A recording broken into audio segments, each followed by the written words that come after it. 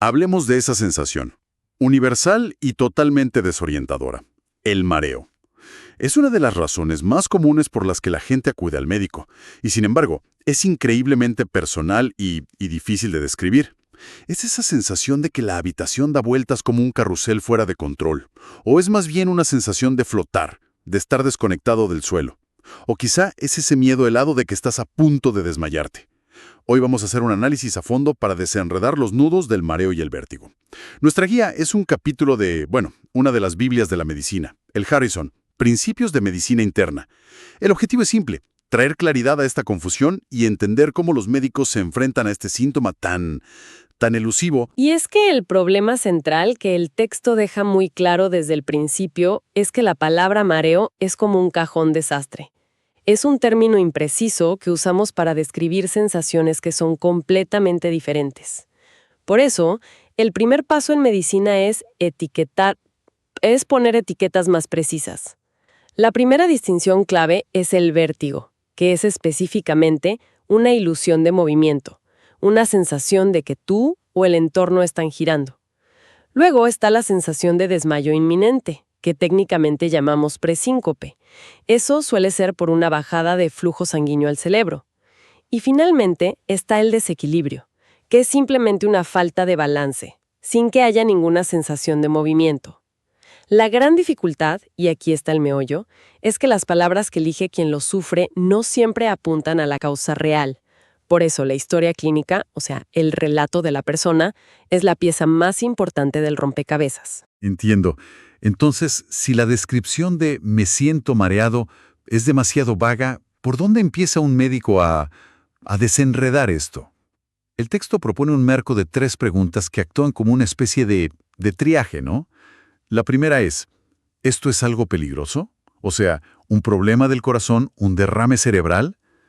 La segunda, ¿el origen está en el sistema vestibular, en el sistema del equilibrio? Y la tercera, que si es vestibular, si el problema es periférico, o sea, en el oído interno, o es central, en el cerebro. Suena como un mapa de carreteras para no perderse. Es exactamente eso, un algoritmo mental.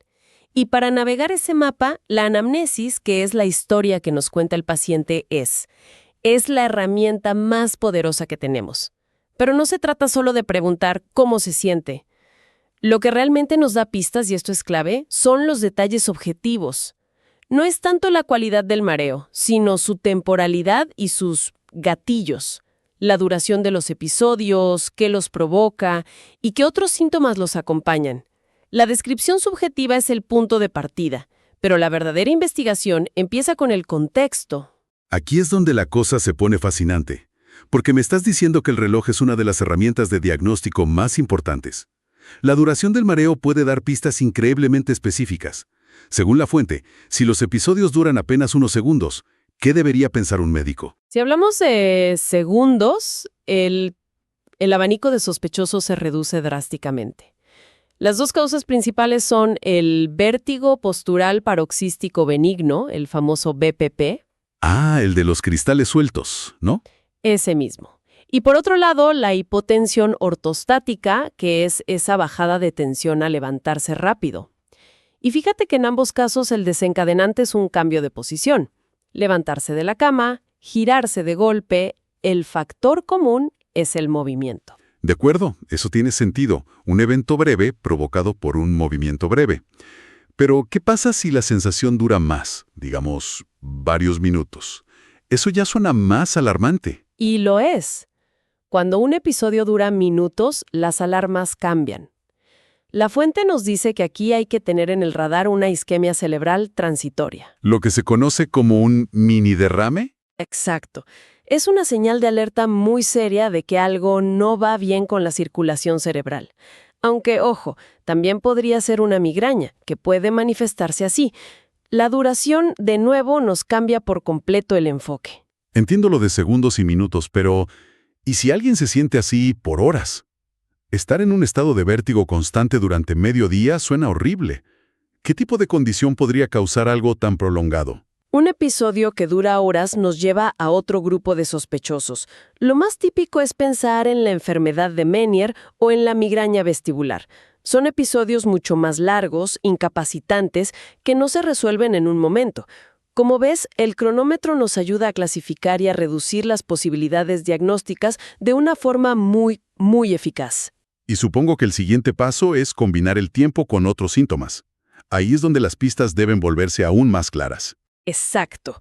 Es como ser un detective. Juntas la duración con los síntomas acompañantes y ahí es donde realmente empiezas a diferenciar si el problema está en el oído periférico o en el cerebro, o sea, central. A ver, dame un ejemplo. Por ejemplo, si junto con el vértigo la persona nota hipoacusia, es decir, pérdida de audición en un solo oído, o tiene dolor, presión, esa sensación de oído tapado, eso grita causa periférica. Y hay una razón anatómica muy clara que explique el texto. ¿Cuál es? Las vías nerviosas de la audición, que salen del oído, se cruzan y se vuelven bilaterales muy rápido, apenas entran en el tronco del encéfalo. Esto significa que para que una lesión en el cerebro te deje sordo de un solo oído, tendría que ser una lesión muy, muy específica y extraña. Es mucho más probable que el problema esté en el propio oído o en el nervio auditivo. Es un detalle anatómico que tiene una implicación diagnóstica enorme. Qué bueno. La propia arquitectura del sistema nervioso nos da la pista. Y por el contrario, ¿cuáles serían esas señales de alarma que te hacen pensar, esto no es el oído, esto es el cerebro? Ahí las señales de alarma son neurológicas y no dejan lugar a dudas. Estamos hablando de cosas como diplopía, que es ver doble de repente, que se te duerma una parte del cuerpo sin explicación, disartria, que es cuando te cuesta trabajo hablar o se te enreda la lengua, o ataxia, que es una torpeza o falta de coordinación evidente en los brazos o las piernas. Estos síntomas no apuntan al oído, son como flechas de neón señalando directamente al tronco del encéfalo o al cerebelo, que son partes críticas del sistema nervioso central. Cuando aparecen junto al vértigo, la situación es una potencial emergencia. Esto nos lleva directamente a la exploración física. Ya tenemos la historia, ahora hay que examinar. El texto insiste en que la exploración neurológica es clave y que, curiosamente, una gran parte se centra en los ojos. No se trata solo de ver, sino de cómo se mueven. Exacto. Los ojos son una ventana directa al sistema vestibular. El fenómeno clave que buscamos es el nistagmo, que es un movimiento involuntario de los ojos como un baile de vaivén. Y el tipo de nistagmo nos dice muchísimo. Un nistagmo de origen periférico, del oído, casi siempre es unidireccional. O sea, la fase rápida del movimiento va siempre en la misma dirección, sin importar hacia dónde mire la persona. Suele ser horizontal y, esto es muy importante, se frena o disminuye si la persona fija la vista en un punto. De hecho, a veces usamos unas gafas especiales, las gafas de Frenzel, que son básicamente lupas que impiden fijar la vista, para que el nistagmo se manifieste con todo. ¿Y cómo es el nistagmo malo, por así decirlo? El que viene del cerebro. El nistagmo central tiene otras reglas. Puede cambiar de dirección. Si miras a la derecha, bate a la derecha. Y si miras a la izquierda, bate a la izquierda. O puede ser puramente vertical, de arriba a abajo. O puramente torsional, como si los ojos giraran sobre su eje. Esos son signos de que algo no va bien en el sistema nervioso central. Pero hay otra prueba, quizás la más importante en urgencias, que se llama la prueba del impulso cefálico. ¿En qué consiste? Suena intensa. Lo es un poco. El examinador le pide al paciente que mantenga la vista fija en un objetivo. Por ejemplo, mi nariz. Entonces yo le giro la cabeza rápidamente hacia un lado. Si el sistema vestibular de su oído funciona bien, sus ojos se quedarán pegados a mi nariz, como si estuvieran anclados en el espacio, gracias a un reflejo rapidísimo. Y aquí viene la gran paradoja. Espera, ¿me estás diciendo que un resultado normal en la prueba es la mala noticia? Eso va en contra de toda intuición. ¿Por qué es así? Exacto. Es contraintuitivo pero crucial. Si un paciente llega con un vértigo terrible, que no puede ni estar de pie, y al hacerle esta prueba sus ojos se quedan perfectamente fijos en el objetivo, nos preocupamos mucho más. Un resultado normal nos dice que el reflejo del oído, el hardware periférico, funciona a la perfección. Entonces, si el hardware está bien, pero el paciente tiene un vértigo incapacitante, el problema tiene que estar más arriba, en la CPU, en el cerebro, probablemente un infarto en el cerebelo. ¡Wow!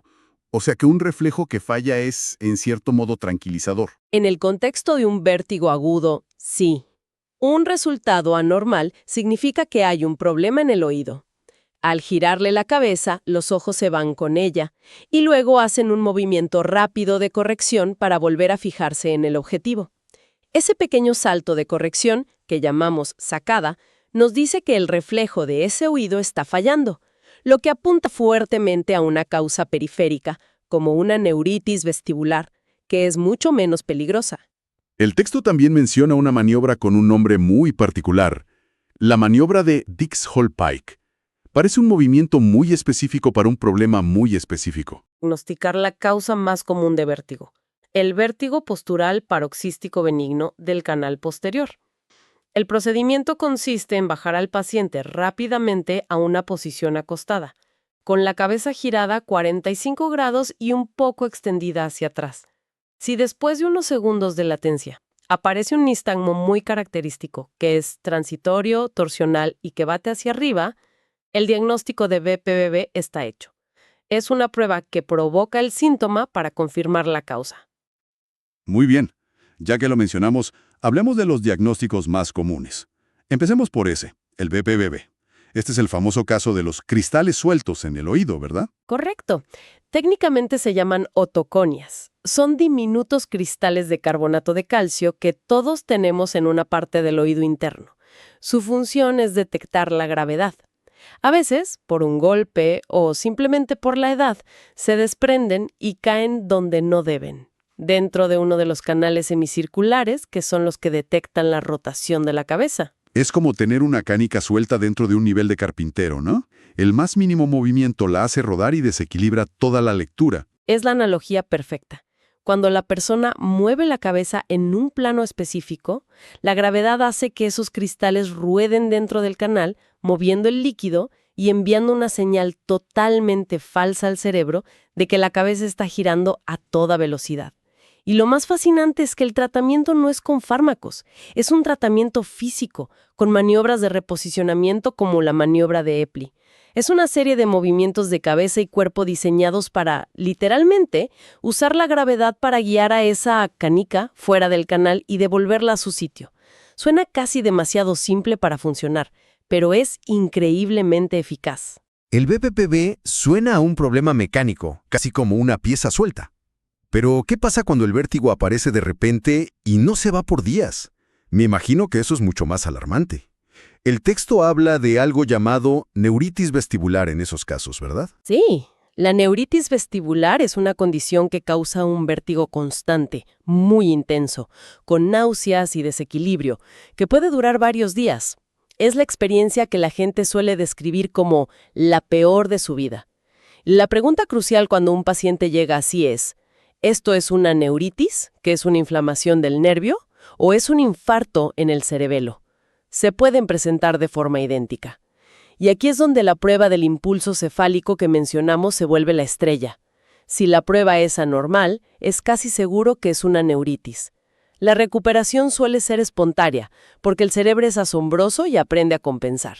Por eso, los medicamentos que suprimen el sistema vestibular solo deben usarse los primeros 2 o 3 días. Si se usan más tiempo, pueden entorpecer esa compensación natural del cerebro. Entendido. Otra condición que se menciona es la enfermedad de Meniere. La describen con una tríada clásica de síntomas. No es solo vértigo. Exacto. Es un paquete completo.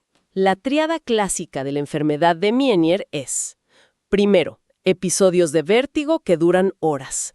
Segundo, hipoacusia o pérdida de audición fluctuante que característicamente afecta a los sonidos graves. Y tercero, una sensación de plenitud o presión en el oído afectado, a menudo con un zumbido. Se cree que la causa es un exceso de líquido, llamado endolinfa, en el oído interno, como si hubiera un problema de fontanería. El tratamiento inicial suele ser conservador: diuréticos y una dieta baja en sal para intentar reducir esa acumulación. Y por último, la migraña vestibular. El texto dice que es una causa muy común y a la vez muy poco diagnosticada. Me sorprende que una migraña pueda causar vértigo. Es extremadamente común. Y a menudo se pasa por alto porque, en muchos casos, el vértigo puede ocurrir completamente sin dolor de cabeza. Claro, eso debe ser muy confuso para quien lo padece. Sin dolor de cabeza, nunca pensarías en una migraña. La gente probablemente piensa que es un problema del oído durante años. Exactamente. El paciente puede tener episodios de vértigo que duran de minutos a horas. Pero en lugar de cefalea, experimenta otros síntomas típicos de la migraña: fotofobia, esa sensibilidad extrema a la luz, o fonofobia, sensibilidad al sonido. El diagnóstico se basa en la historia clínica y en esa asociación de síntomas. Y el tratamiento no se enfoca en el vértigo en sí, sino en prevenir los ataques de migraña. Hemos hablado de cristales, nervios, líquidos, pero el texto también deja claro que el mareo no siempre es un problema puramente del hardware, del oído o el cerebro. Parece que hay un componente de percepción, de software, que es muy importante. Absolutamente. Y esto nos lleva a un diagnóstico fascinante y relativamente nuevo llamado mareo postural perceptual persistente, o PPP. Se trata de una sensación crónica de mareo y desequilibrio, que dura más de 3 meses y que sube y que baja de intensidad. ¿Y cómo se siente? ¿Cuáles son sus características? Quienes lo padecen lo describen como una sensación constante de inestabilidad, como estar en un barco, que empeora al estar de pie, con el movimiento propio, y esto es muy característico, al ver movimiento visual, como en una película o desde un coche. Se agrava especialmente en entornos visuales complejos, como un supermercado. Es una sobrecarga sensorial. ¿Y cómo empieza? ¿Aparece de la nada? Esa es la parte interesante. A menudo comienza justo después de un episodio real de vértigo agudo, como una neuritis vestibular. Pero para cuando se hace el diagnóstico de PPPD, las pruebas del sistema vestibular son normales o muestran una lesión antigua que el cerebro ya ha compensado. Es decir, el problema original fue el gatillo, pero ya no está activo. O sea que el hardware está arreglado, pero el software sigue con el error. El mareo que la persona sigue sintiendo no se puede explicar por el problema original del oído. El cerebro está procesando la información sensorial. Es como si el cerebro se quedara atascado en un estado de alerta máxima después de la lesión inicial y ahora sobreinterpreta las señales. Por eso el tratamiento no son los supresores vestibulares, que de hecho pueden empeorarlo. El tratamiento se basa en 3 pilares: fármacos como los ISRS, terapia cognitivo-conductual y rehabilitación vestibular para reentrenar al cerebro. Recapitulando todo lo que hemos analizado, el mareo es un síntoma increíblemente complejo. Su diagnóstico depende, más que nada, de escuchar atentamente la historia del paciente. La duración, los desencadenantes, los síntomas asociados, son las pistas más valiosas. Hemos visto que los ojos son una ventana directa al sistema del equilibrio, y sobre todo que existen tratamientos muy específicos para causas muy específicas. Y ese es el mensaje clave que el texto recalca una y otra vez. El uso crónico de fármacos supresores vestibulares es a menudo contraproducente. No solo pueden enmascarar el problema real, sino que, y esto es lo más importante, pueden impedir los procesos naturales de adaptación y compensación del cerebro. Es decir, que tomar esa pastilla para no sentir el mareo, en realidad está impidiendo que tu cerebro aprenda a solucionar el problema por sí mismo. Precisamente. El cerebro es increíblemente plástico. Tiene la capacidad de reajustarse después de una lesión, pero para hacerlo necesita experimentar el error. Necesita sentir el desequilibrio para aprender a corregirlo. Los supresores le quitan esa oportunidad de aprendizaje. Son útiles para una crisis aguda, en las primeras horas, pero a largo plazo, la rehabilitación y la adaptación son el camino a seguir. Y eso nos deja con una idea para reflexionar. La fuente describe el oído interno y el cerebro como el hardware de nuestro sistema de equilibrio. Pero, ¿qué pasa con el software? El caso del PPPD, donde el sistema físico parece haberse recuperado, pero la percepción de mareo persiste, plantea una pregunta fascinante. ¿Qué parte de nuestro sentido del equilibrio no es solo un reflejo físico, sino una percepción aprendida? Una percepción que el cerebro puede malinterpretar o tener dificultades para recalibrar después de una lesión. Nos muestra que el equilibrio es tanto una sensación física como la confianza que depositamos en esa sensación.